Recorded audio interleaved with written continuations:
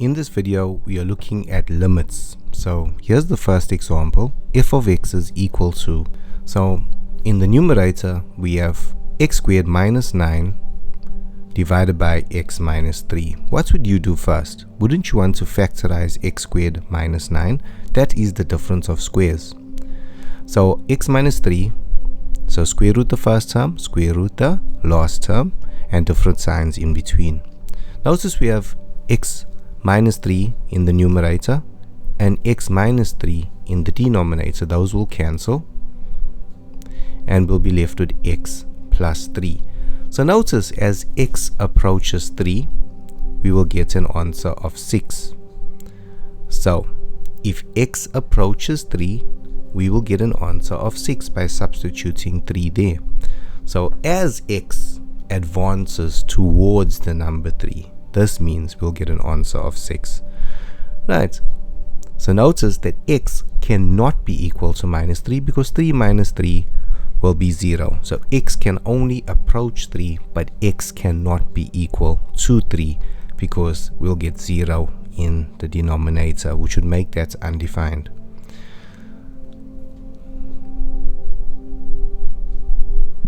So if we substitute 2 for x, notice we will get this answer, 5.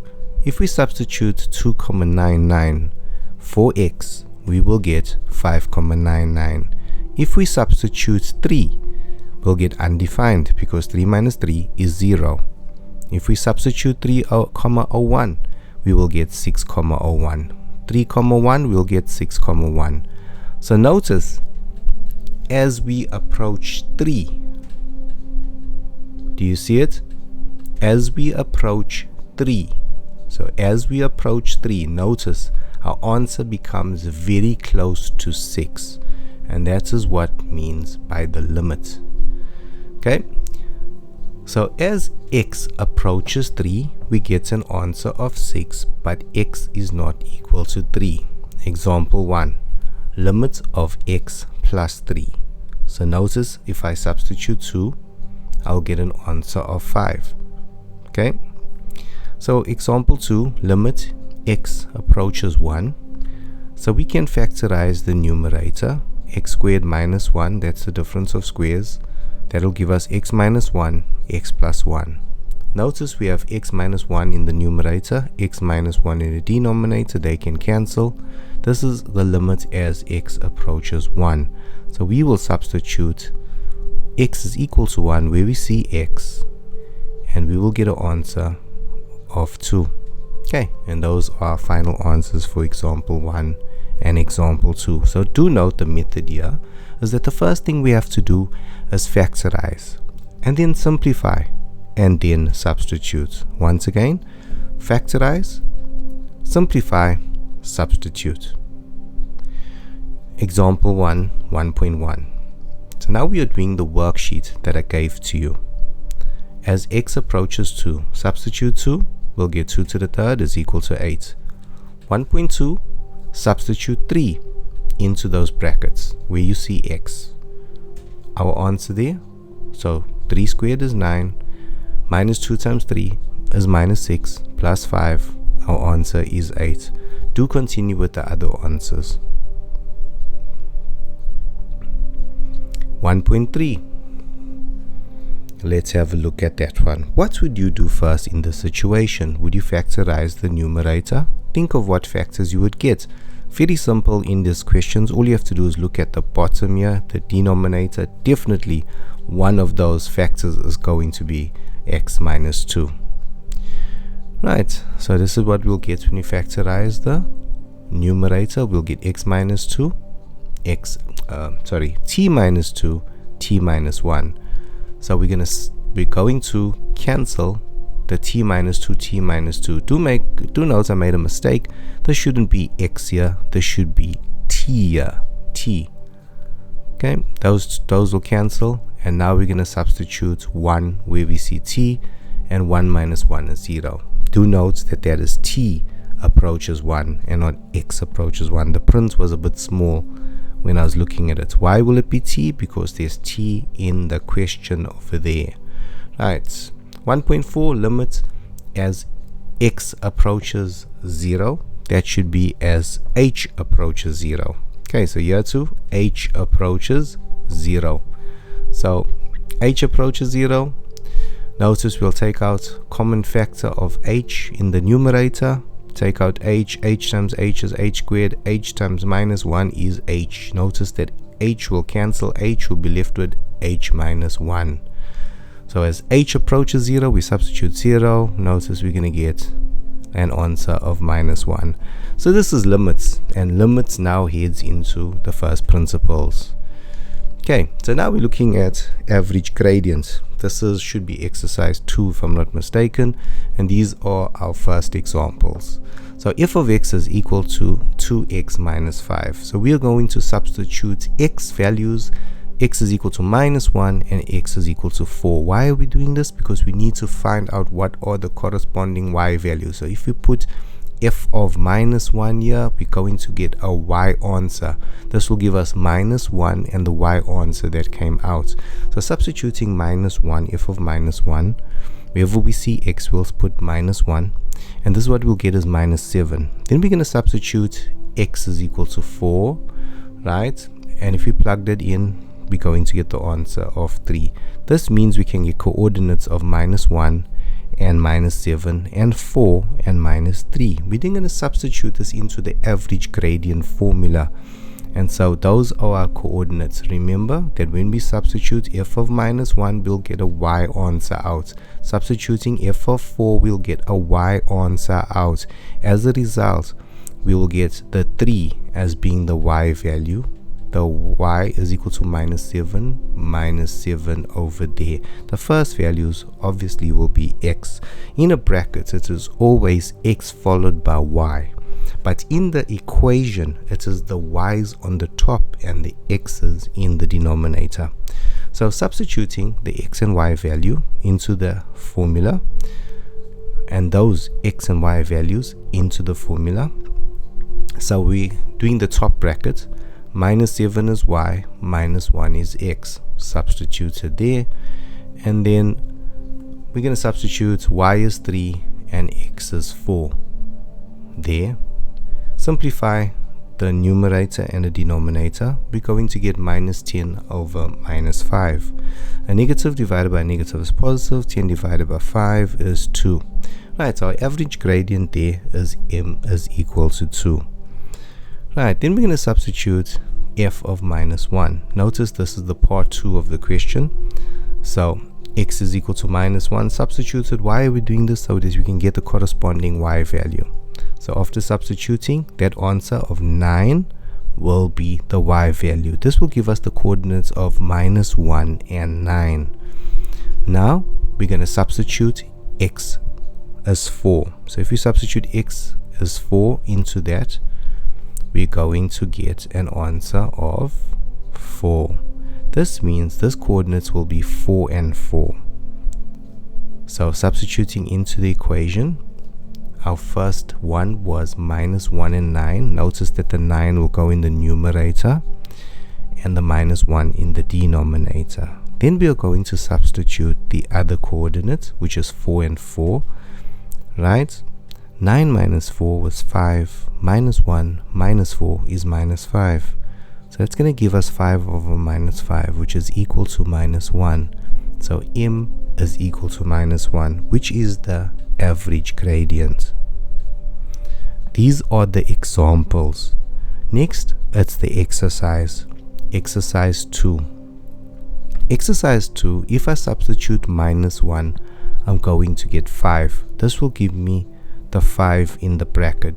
If I substitute minus 2, I'm going to get 11, and that will be the 11 in the bracket. The next thing to do would be to substitute these coordinates into the gradient formula. If I substitute the first set, a, it'll be 5 and minus 1, y over x.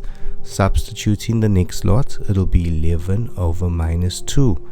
Simplify, 5 minus 11 will give me minus 6 over minus 1 plus 2 is 1. This will give me an answer of minus 6 over 1. Therefore, the average gradient is minus 6. this is what the graph will look like on the Cartesian plane. There's minus 3, and it will curve up like that because notice that this is a positive 2x squared plus 3, which is a parabola. Okay, so as soon as you see x squared, it's a parabola. If you see x cubed, it is a cubic function. Notice that there'll be no x and y. There will be a y-intercept, but no x-intercepts, right? Because if I take minus 3 to the other side and I try and solve for x, notice I won't be able to solve for x. It'll give me a square root of a negative number, which is an imaginary number, so therefore there's no x-intercepts. Okay, now I have to picture where these points are. Because it's minus 1 is x and minus 2 is x, definitely it's going to be left this way. So minus 1 will be there and minus 2 somewhere there. Okay, so looking at the horizontal movements, minus 1 and minus 2.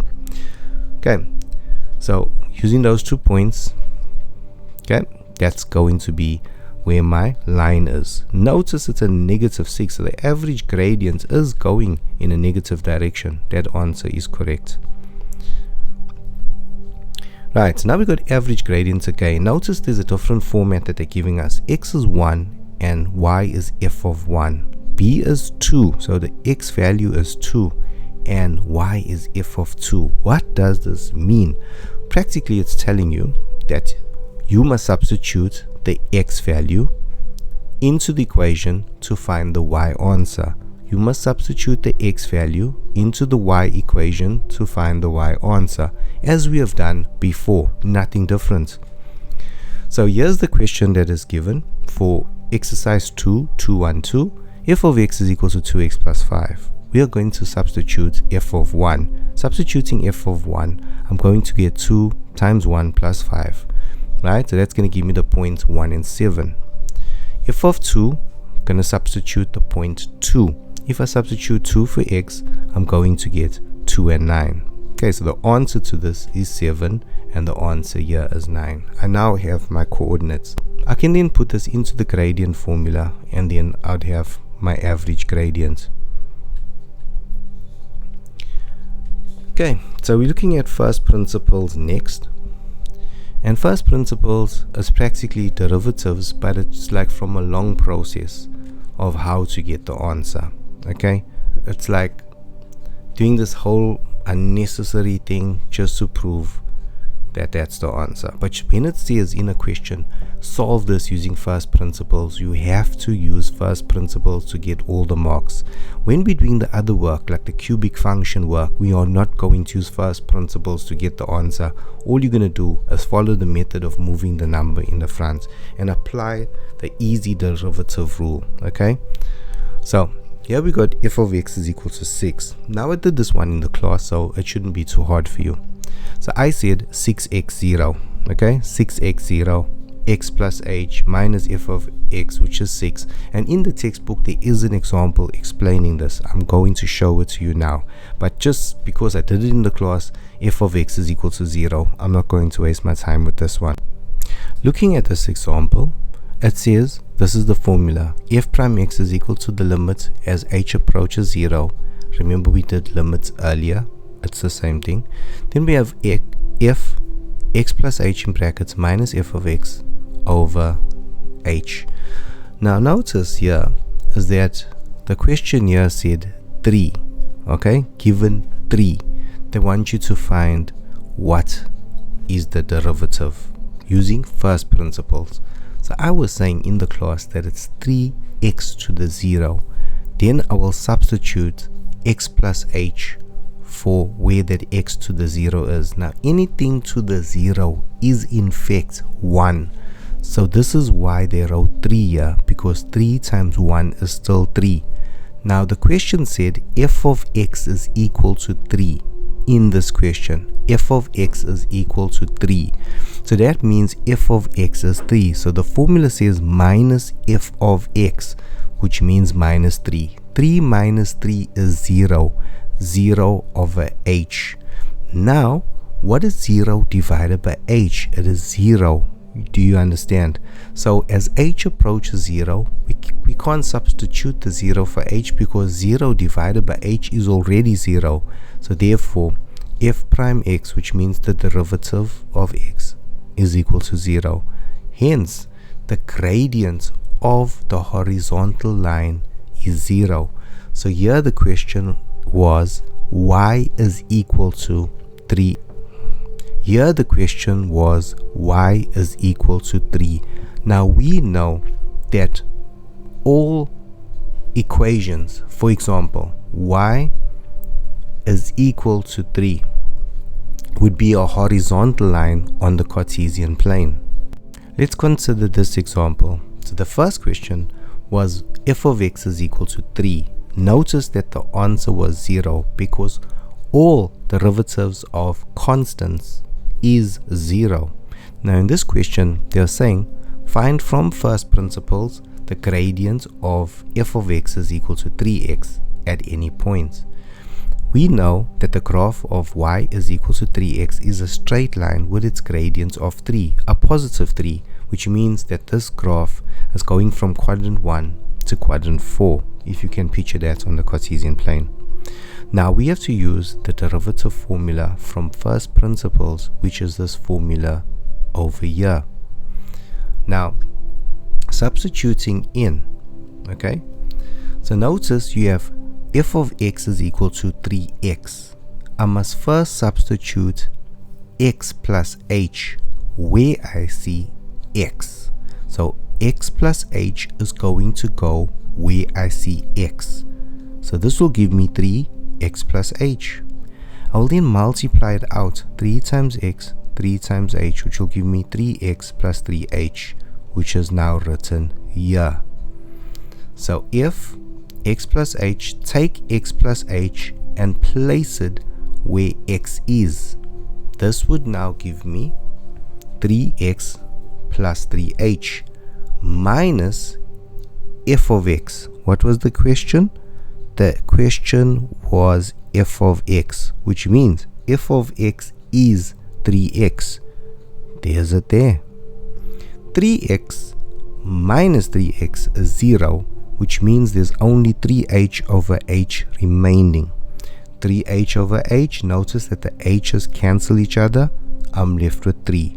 Now the trick that I showed you prior, we have proven that the derivative of 3x is 3. Do note that here the answer is 3. So the answer f prime x is equal to 3. Hence, the gradient of the line that's at a slant, which is at 3x, the gradient of that line is 3. And is that true? Yes, it is. Notice in the previous example, we said that the question there was f of x is equal to 3, which means y is equal to 3 and y is a horizontal line. Notice that the answer in the previous example was 0. And because the question was y is equal to 3, what is the gradient of a horizontal line? Gradients of horizontal lines are 0.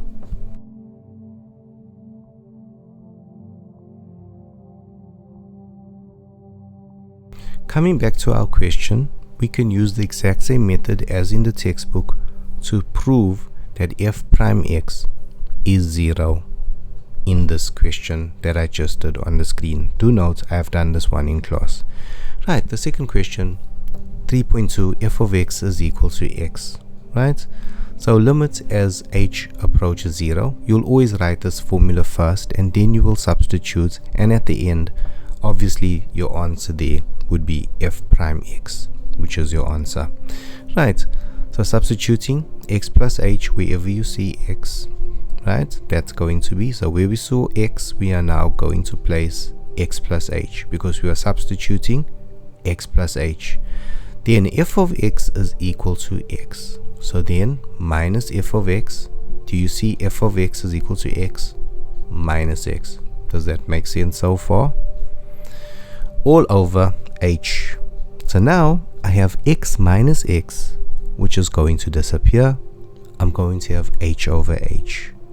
H over h is going to give me 1. So f prime x is equal to 1. Do note, limit as h approaches 0. H approaches 0. H approaches 0. Right, let's look at x to the power 1. If I put the 1 in front, then say 1 minus 1, I'm going to get an answer of 1. This is a check method to prove that your answer is correct. Alright, in the next one, f of x is equal to minus 2x. So substituting x plus h into the formula, please note you have to start off with the equation first. Write the equation above and then substitute. Just because of board space, we are trying to save space and time in the video. So minus 2x. Okay, so minus a negative 2x. Notice the next part of the formula is minus f of x. This is why I placed it there. Okay, so f of x is equal to minus 2x. There's it there. Notice when you substitute, rather use brackets. So the next step will be to say minus 2 times x minus 2 times h. That's our next step, right? So once we do that, we're going to get minus 2x minus 2h plus 2x. Negative times a negative is a positive, or a negative next door to a negative is also a positive. Notice we get minus 2x plus 2x. Those are going to cancel. That's going to give us 0. We're going to have minus 2h over h. And then the h's are going to cancel. We're going to get an answer of f prime x is equal to minus 2. Is that true? Check it out. Let's test it. So now we have minus 2 x to the 1. Take the 1 to the front. We're still going to have minus 2x. But now that x, we must minus 1. That's our method. So move the 1 to the front. 1 times minus 2 is still minus 2. And then subtract 1 from the exponents. This means we're going to get x to the 0. And x to the 0 is in effect 1. So that means my answer is minus 2.